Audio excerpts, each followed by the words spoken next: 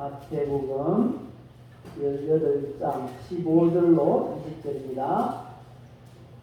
내 형제가 죄를 범하거든 가서 너와 그 사람과만 상대하여 공부하라. 만일 들으면 네가 네 형제를 얻은 것이요, 만일 듣지 않거든 한두 사람을 데리고 가서 두세 증인의 입으로 말마다 확정하게 하라. 만일 그들의 말도 듣지 않거든 교회의 말하고 교회의 말도 듣지 않거든 이방인과 세리와 같이 여기라. 진실로 너희에게 이르노니 무엇이든지 너희가 땅에서 내면 하늘에서도 매일 것이요, 무엇이든지 땅에서 풀면 하늘에서도 풀리리라. 진실로 다시 너희에게 이르노니 너희 중에 두 사람이 땅에서 합심하여 무엇이든지 구하면 하늘에 계신 내 아버지께서 그들을 위하여 이루게 하시리라. 두세 사람이 내 이름으로 모인 곳에는 나도 그들 중에 있느니라. 아멘.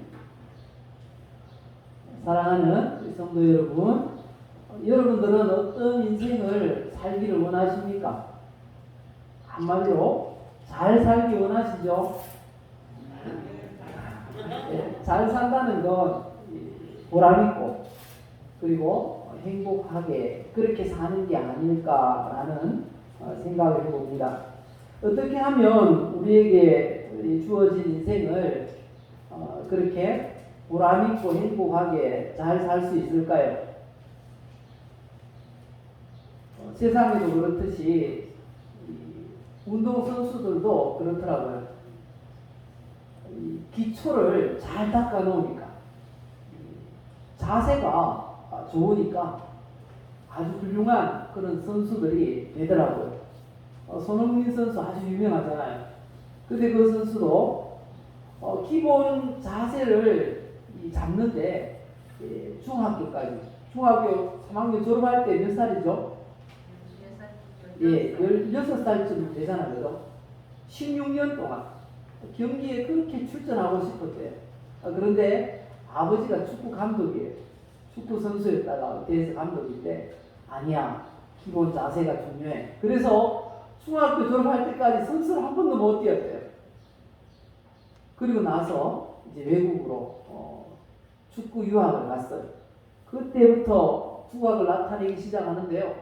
18살 때 프로 독일 분데스리가에 입단했어요. 그리고 나서 골을 넣기 시작하는데 그때부터 승승장구하는 거예요. 왜 그랬냐? 기본 자세를 잘 잡아놓으니까 그런 훌륭한 선수가 될 수 있었다는 것입니다. 성도들도 마찬가지입니다. 기본 자세가 잘 잡히면 신앙의 아주 높은 그런 탑을, 아니 고층 빌딩도 세울 수 있게 된다는 것입니다. 성도가 그 빌딩을 쌓는다는 건 무슨 말일까요? 아주 행복한 그런 만족한 인생을 산다는 거겠죠. 어떻게 가능한가? 이 신앙의 자세, 올바른 자세를 잘 잡아놓으면 된다는 것입니다. 오늘은 세 번째입니다. 신앙생활의 자세 세 번째. 우리가 지금까지 살펴본 것, 먼저 긍정적인 자세 살펴보았고요. 그리고 적극적인 자세를 살펴보았습니다. 오늘은 그 세 번째, 협력하는 자세라는 제목으로 말씀을 전하도록 하겠습니다. 우리 이 시간 또 한번 고백합시다. 우리 하나님 앞에 이렇게 고백했으면 좋겠습니다. 나는 하나님의 사랑을 받고 있습니다.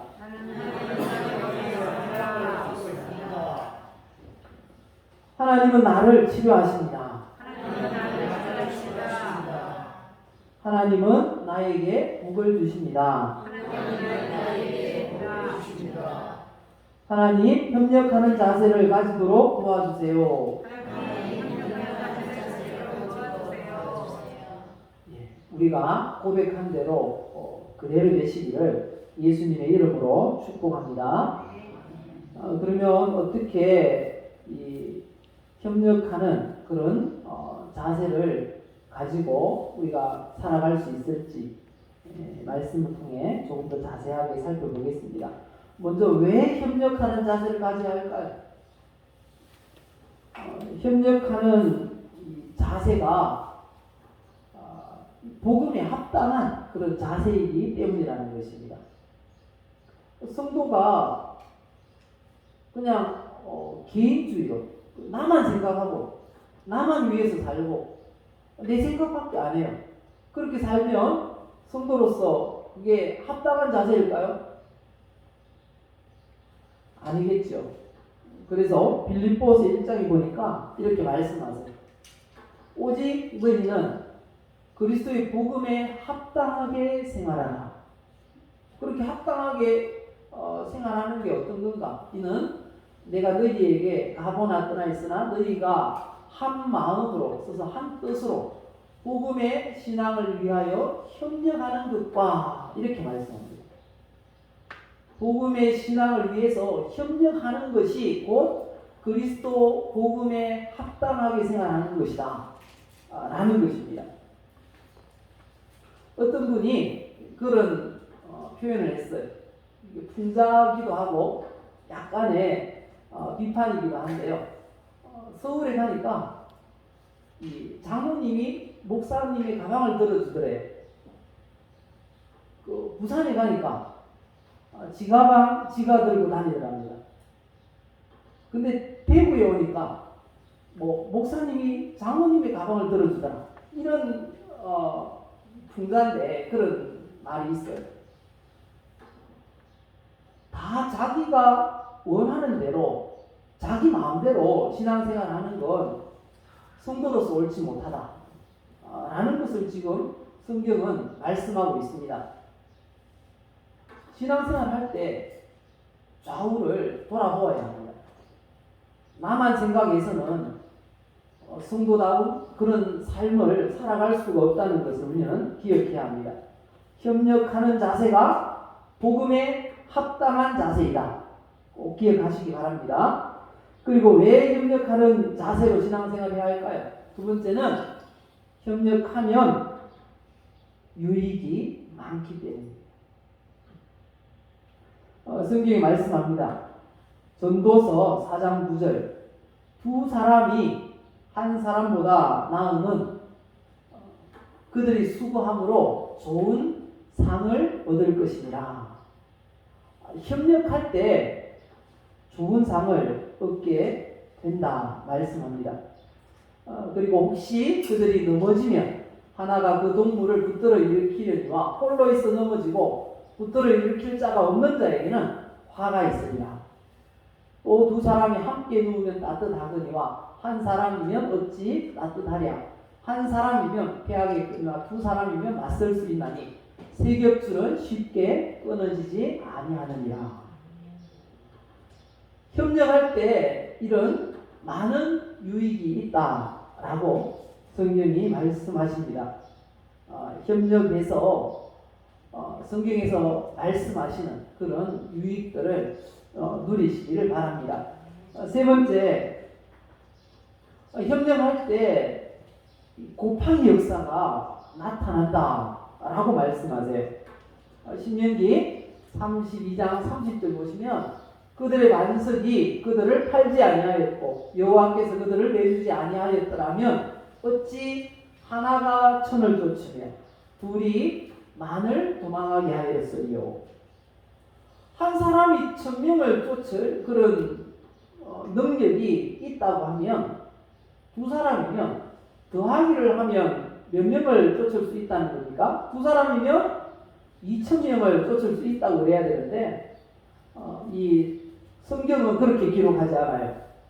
곱하기 역사가 나타나서 한 사람이 1000명을 쫓을 수 있는 그런 능력이라면 2명이면 만을 도망하게 할 수 있다라고 말씀하십니다.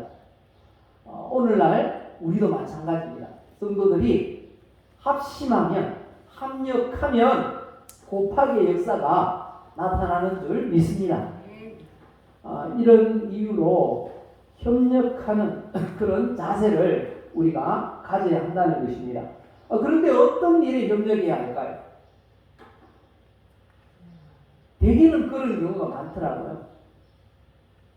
보이지 않는 장소에서는 이 쑥덕쑥덕해요. 요즘 쑥덕 계절인데요. 그래서 그런지 몰라도 쑥덕쑥덕해요. 대체로 쑥덕쑥덕 뒤에서 할 때는 좋은 말을 주로 할까요? 아니면 나쁜 말을 주로 할까요? 다 좋은 생각을 하시니까 좋은 말을 하겠다 그렇게 생각하지만 실제로 들어보니까 뒤에서 쑥덕쑥덕 할 때는 안 좋은 말에 그렇게 서로 막 동참을 하고 맞다 그러고 손뼉치고 그런 경우가 되게 많더라고요. 성도가 협력해야 될 일이 있습니다. 그리고 협력하지 말아야 될 일이 있습니다. 성경은 이런 일에 협력하라 말씀하세요. 자, 어떤 일에 협력해야 하는가? 어떤 일에 협력해야 한다고 하십니까? 영혼 구원하는 일에 협력해야 합니다. 오늘 본문 15절 말씀을 보시면요. 오늘 본문 15절을 보시면 15절에서 17절까지 우리 성경을 보고 한번 읽어보실까요? 내 형제가 죄를 범하거든 가서 너와 그 사람만 상대하여 권고하라. 만일 들으면 내가 내 형제를 얻은 것이요 만일 듣지 않거든 한두 사람을 데리고 가서 두세 증인의 입으로 말마다 확정하게 하라.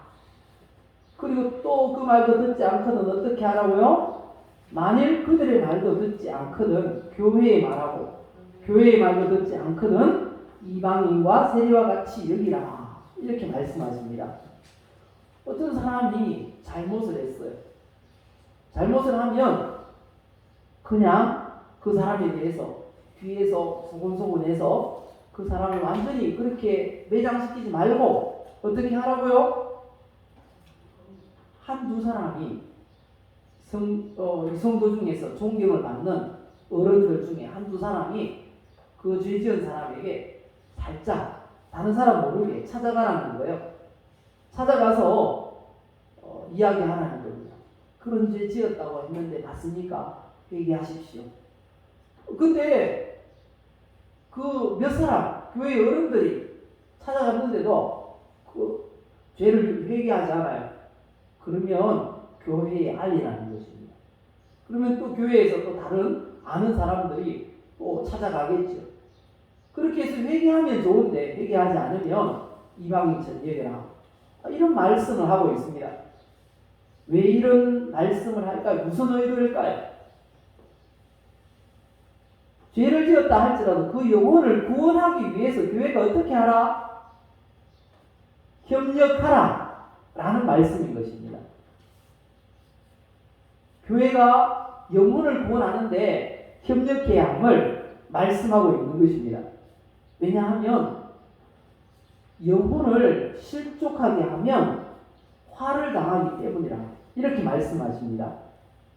마태복음 18장 6절 7절 말씀을 보실까요? 성경을 보시면 누구든지 나를 믿는 이 작은 자 중 하나를 실족하게 하면 차라리 연자맷돌이 그 목에 달려서 깊은 바다에 빠뜨려지는 것이 나으리라. 한 사람이 예수 믿다가 떠나게 되면 그 책임이 교회에 있다는 겁니다. 그 사람을 낙심하게 한 그 죄가 교회에 있다는 거죠. 그런데 7절 말씀합니다. 실족하게 하는 일들이 있음으로 말미암아 세상에 화가 있도다. 실족하게 하는 일이 없을 수는 없으나 있다는 거죠. 있을 수 있다는 거죠. 하지만 실족하게 하는 그 사람에게는 화가 있도다. 교회가 영혼 구원하는데 협력해야 하는 이유가 바로 여기에 있는 것입니다. 교회 다니는 한 영혼이 낙심하게 되고 교회를 떠나게 되면 그 죄가 교회에게 있다는 겁니다. 물론 그 당사자도 연자맷돌을 짊어지고 바다에 빠뜨리는 그런 형벌이 있다는 거죠. 그 모든 죄가 교회가 감당해야 한다고 말씀합니다. 그리고 한 영혼이라도 이루어지는 건 하나님의 뜻이 아니라고 또 성경이 말씀하세요. 오늘 본문 10절부터 14절까지를 보시면 이렇게 말씀합니다. 삼가 이 작은 자 중에 하나도 업신여기지 말라. 너희에게 말하노니 그들의 천사들이 하늘에서 하늘에 계신 내 아버지의 얼굴을 항상 배우느니라. 너희 생각에는 어떠하냐? 만일 어떤 사람이 양 100마리가 있는데 그 중에 하나가 길을 잃었으면 그 99마리를 산에 두고 가서 길 잃은 양을 찾지 않겠느냐? 진실로 너희에게 이르노니 만일 찾으면 길을 잃지 아니한 99마리보다 이것을 더 기뻐하리라. 이와 같이 이 작은 자 중에 하나라도 잃는 것은 하늘에 계신 너희 아버지의 뜻이 아니니라. 성도들이 교회 다니다가 어떤 사람이 교회에 나오지 않고 낙심하게 그냥 내버려 두는 건 하나님의 뜻이 아니라는 것입니다. 교회 직분들 중에 권사라는 직분이 있습니다. 이 권사라는 직분자들이 감당해야 되는 게 뭔가 하면 교회에 나오지 않고 그렇게 결석하는 그런 분들을 가서 권하는 게 권사입니다. 권면하고 타일러서 교회에 나오도록 그렇게 하는 직분이 권사라는 직분이라는 거죠. 교회에서 왜 그런 직분까지 이렇게 세우면서 그렇게 하실까요? 이유는 분명합니다. 한 사람도 낙심하지 않고 다 구원받고 천국까지 함께 갈 수 있도록 하기 위해서라는 것입니다. 한 영혼이라도 낙심하는 건 하나님의 뜻이 아닙니다. 교회도 그렇게 낙심하도록 내버려 두어서는 안 된다는 거죠. 모든 사람이 합력해서 한 영혼이라도 구원하는데 애쓰는 우리 교회가 될 수 있기를 예수님의 이름으로 축복합니다. 그리고 두 번째, 어떤 일에 또 협력해야 할까요? 어떤 일에 협력하라고 하십니까? 기도. 이 기도는 굉장한 그런 능력이 있어요. 어떤 능력이 있는가 하면요. 오늘 본문 18절 말씀을 보시면 이렇게 말씀합니다. 진실로 너희에게 이르노니 무엇이든지 너희가 땅에서 매면 하늘에서도 매일 것이요. 여기서 맨다라는 건 영어로 하면 바인더입니다. 바인딩, 묶는 것입니다. 땅에서 묶어요. 땅에서 묶는다는 건 어떻게 묶는 것일까요? 우리의 기도로 묶는 것입니다. 어떤 한 전도 대상자를 놓고 우리가 기도하면 그 사람을 하나님의 사랑의 줄로 묶는 것입니다. 땅에서 우리가 기도로 그 영혼을 묶으면 어디까지 간다고요? 그 영혼이 하늘에서도 묶일 것이요. 이렇게 말씀합니다. 그리고 무엇이든지 땅에서 풀면, 이 푼다는 건 영어로 보면 lose, 잃어버린다는 것입니다. 잃어버린다. 우리가 기도를 묶지 않고 잃어버려요. 기도하는데 가끔 그렇게 말하죠. 어떤 분들 보니까 기도하는데 그 사람은 생각이 안 나더라. 이렇게 말하는 분이 있어요. 그래서 그 사람을 아예 그냥 계속해서 잊어버리면 우리가 기도의 제목에서 그 사람을 빼버리면 어떻게 된다고요? 하늘에서도 잃어버리게 된다. 그렇게 말씀합니다. 우리가 누구를 위해서 기도하든지 기도의 줄로 묶으시기 바랍니다. 묶어놓으면 매일 기도하면 그 사람은 그 하나님의 사랑의 줄, 우리의 기도의 줄에 매여 있는 것입니다. 그래서 천국까지 가게 되는 거예요. 그리고 그냥 기도도 이런 능력이 있다고요. 그런데 합심하면 어떤 역사가 나타나는가? 분명한 기도 응답의 약속을 하고 계세요. 19절 보실까요? 오늘 본문 19절 우리 같이 읽어봅시다. 진실로 다시 너희에게 이르노니 너희 중에 두 사람이 땅에서 합심하여 무엇이든지 구하면 어떻게 하신다고요? 하늘에 계신 내 아버지께서 그들을 위하여 이루게 하시리라. 기도 응답해 주시는데 누구를 위해서 이루게 해 주신다고요? 예, 기도에 협력하는 그 사람들을 위해서 응답을 해 주시겠다고 약속하세요. 협력해서 기도하면 협력해서 기도하는 사람들의 얼굴이 부끄럽지 않도록 응답을 해 주신다는 것입니다. 기도에 협력하는 걸 우리가 뭐라고 합니까? 보통 합심기도 이렇게 말하죠. 합심기도.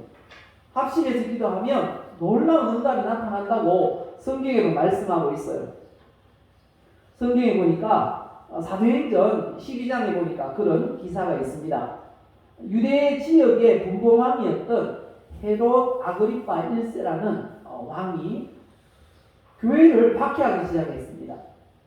교회를 박해하는데 사도 요한의 형제인 야고보를 잡아서 죽였어요. 죽였더니 당시 유대 종교 지도자들이 그걸 좋아하는 거예요. 여론이 좋은 거예요. 요즘 말로 표현하면. 그러니까 이 헤롯 아그리파가 이제 교회의 최고 지도자가 누군가 보니까 베드로라는 거예요. 그 당시에. 그래서 이 베드로를 잡았습니다.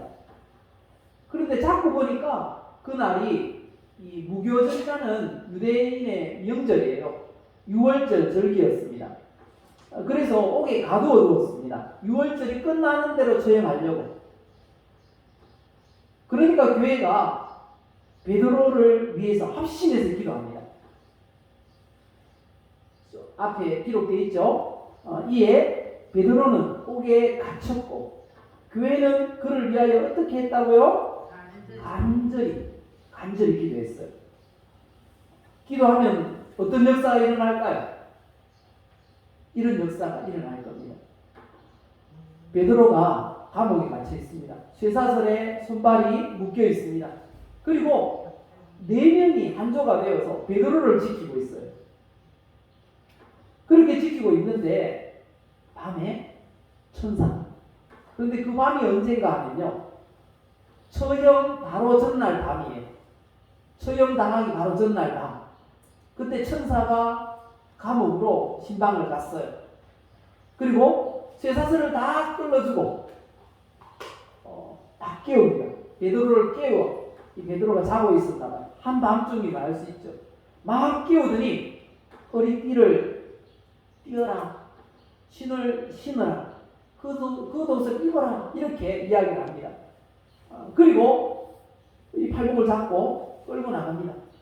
옥문이 열리고 따라갑니다. 따라가면서 베드로가 생각하는 거예요. 이게 꿈이냐 생시냐, 이게 환상이냐 현실이냐 모르게 따라갔어요. 따라가서 딱 정신 번쩍 차리고 보니까 감옥 밖에 현실이라는 걸 알았어요. 그래서 그 당시 교회가 모이는 곳이 어딘가 하면 마가 다락방 교회예요.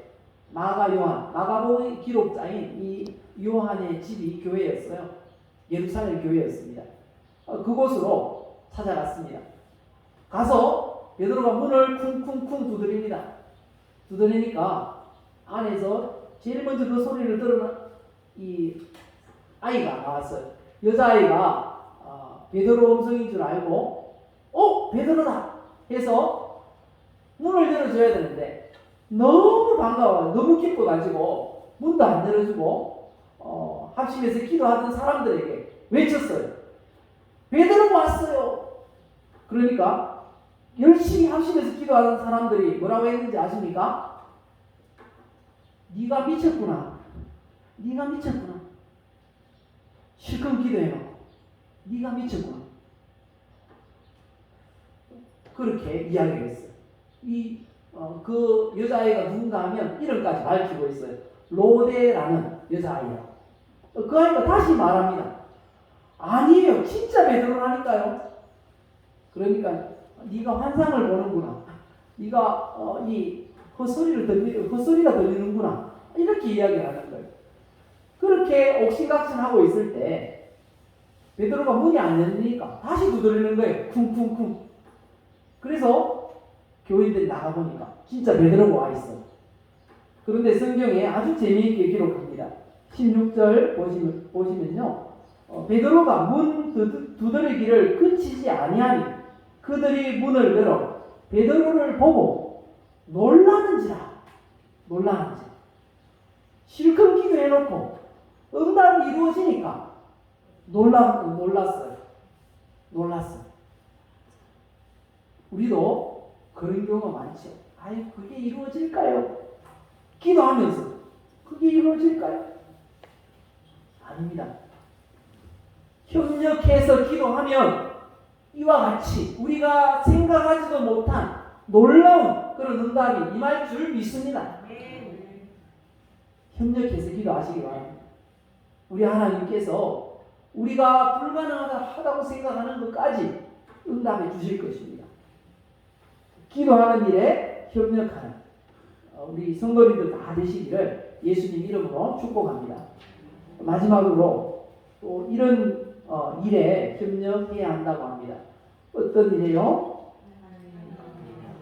하나님께 영광을 돌리는 일에 협력해야 합니다.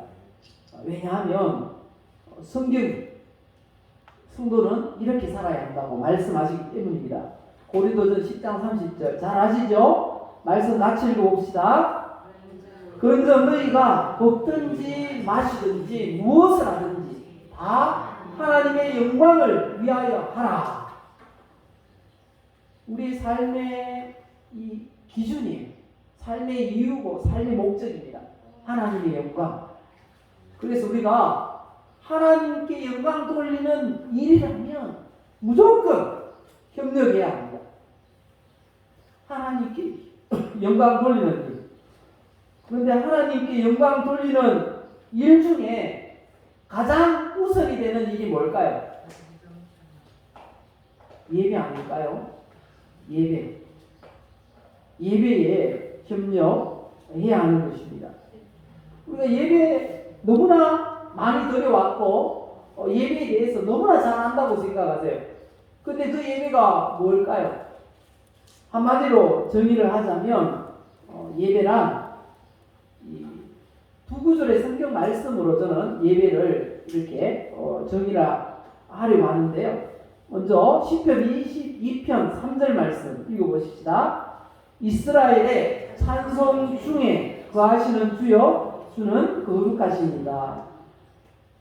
그리고 오늘 읽었던 마태복음 18장 20절 성경을 보고 이 구절을 한번 읽어보실까요? 두세 사람이 내 이름으로 모인 곳에는 나도 그들 중에 있느니라. 이 두 구절을 통해서 예배를 정의해 보면요. 예배라는 건 이스라엘은 구원받은 성도들을 가리킵니다. 이 구원받은 성도들이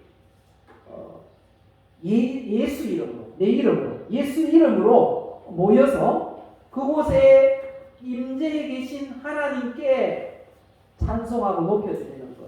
그게 예배라는 것입니다.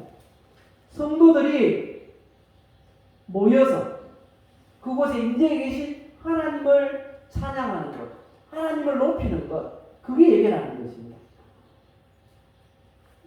뭐가 예배라고요? 성도들이 모여서 그곳에 임재해 계신 하나님을 찬송하고 높이는 것. 그게 예배라는 것입니다. 그래서 성경은 이렇게 말씀하세요.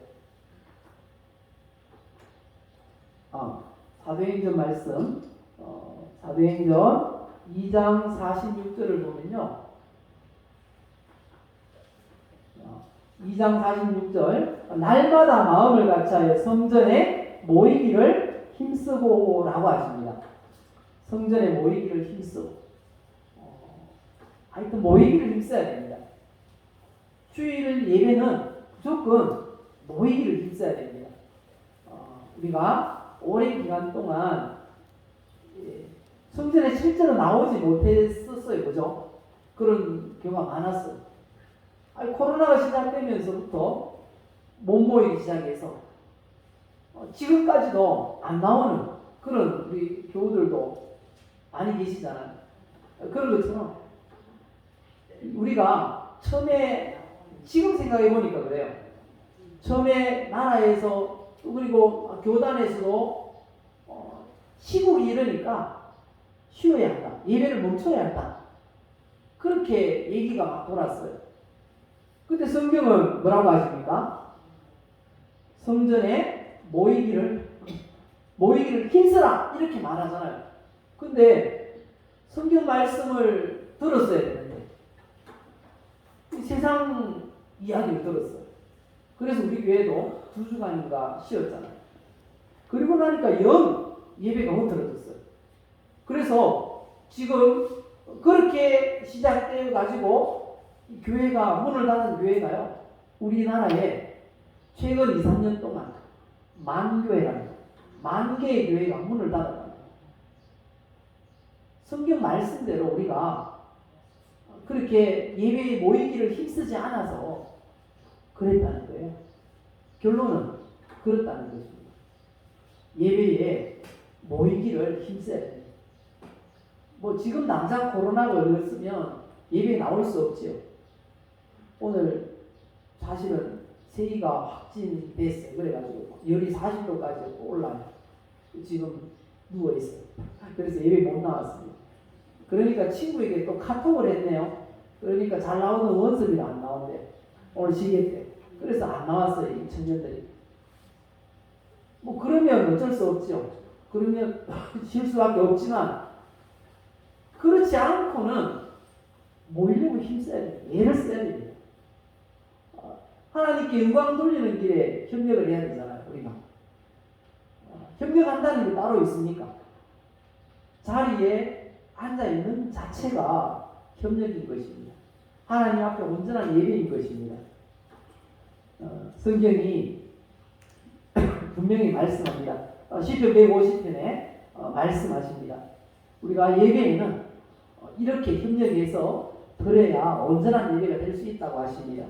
여기 보면 각자의 맡은 분야가 있었던 것 같아요. 구약시대에도 예배를 드릴 때는 찬양하는 그런 팀도 있었고, 그리고 제사를 드릴 때 양을 잡는 그런 팀도 있었고, 또 악기를 다루는 팀도 있었고, 여러 이렇게 예배를 위해서 봉사하고 섬기는 그런 분들이 많았던 것 같아요. 그런데 그런 모든 분야에서 다 합심해서 협력해서 예배를 드려야 한다고 그렇게 말씀하고 있습니다. 보실까요?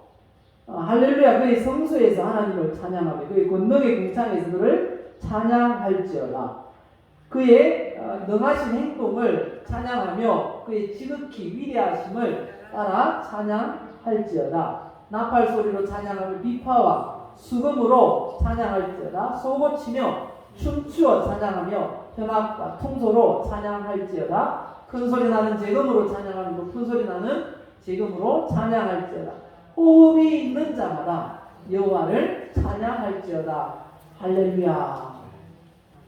우리의 고백이 될 수 있기를 예수님의 이름으로 축복합니다. 예배에 하나님께 영광 돌릴 그 예배에 협력하고 힘쓰시기를 바랍니다. 그리고 신앙생활 전 영역을 우리가 교회에만 늘 있지 않잖아요. 사회생활 할 때도 협력해야 합니다. 세상 사람들이 하는 일이 죄 짓는 일이 아니고 회사를 위한 일이고 여러분들의 직장을 위한 일이고 생업을 위한 일이라면 그들에게 협력해야 한다는 겁니다. 나 예수 믿는다고 그렇게 다 알고 있는데 협력하지 않고 그냥 내 팔 내가 흔들고 그렇게 살아가면 하나님께 영광이 되겠습니까? 그렇지 않습니다. 최선을 다해서 그 생업의 현장에서 땀 흘려 일해야 합니다. 결론을 맺겠습니다. 요즘 사회를요 초연결 사회라고 합니다. 초연결 사회. 모든 게 연결되어 있어요. 모든 게 연결되어 있어요. 그리고 모든 걸 공유할 수 있어요. 서로가 다 한다는 것입니다. 비밀들이 없어지는 시대가 되었어요. 어떻게 그게 가능하게 되었는가? 사람, 컴퓨터 프로그램, 정보, 자료, 사물 포함한 모든 것이 연결되어 있어요. 요즘은 인터넷이라는 그 공간을 통해서 연결이 되어 있다는 것입니다. 우리가 들고 다니는 핸드폰 있잖아요. 그 핸드폰을 통해서 모든 게 연결되어 있어요. 지금 여러분들 중에 누가 하나가 예배 현장을 사진 찍어가지고 SNS에 올리면 어떻게 될까요? 순식간에 다 노출되어 있는 그런 삶을 살아간다는 겁니다. 다 연결되어 있어요. 그래서 요즘 보면 학생들도 과제를 내는데요. 혼자 하는 과제도 있지만 이 조를 짜서 조별로 하는 그런 팀 과제가 많더라고요. 왜 그런가 하면 협력하지 않고는 살아갈 수 없는 세상을 살아간다는 거죠. 이 시대가 협력하지 않고는 살아갈 수 없는 세상이라는 것입니다. 고립되면 죽어요. 북한 보면 알잖아요. 협력하지 않고 나라끼리 협력하지 못하고 고립되어 있으니까 죽어요. 그냥. 나라가 세계 최빈국으로 떨어졌습니다. 이런 시대에 우리 성도는 신앙생활을 어떻게 해야 할까요? 협력해야 합니다. 협력해야 합니다. 어떤 일에 협력하라고 하십니까? 세 가지 말씀드렸죠. 영혼 구원하는 일, 기도, 하나님께 영광 돌리는 일, 이 일에 협력해야 합니다. 협력할 때 이런 역사가 나타난답니다. 어떤 역사가요? 우리가 알거니와 하나님을 사랑하는 자 곧 그의 뜻대로 부르심을 입은 자들에게는 모든 것이 합력하여 선을 이루느니라. 여기서 선이라고 하는 건 여기서 합력하다라는 말은요, 함께 일하다, 협력하다라는 말이고요. 선이라는 건 여기서 선을 이룬다라는 건 이 탁월한이라는 의미가 있습니다. 이 선이라는 건 탁월한 결과를 나타낸다는 겁니다. 협력할 때 탁월한 결과가 나타난다는 거죠. 협력하시기를 예수님의 이름으로 축복합니다.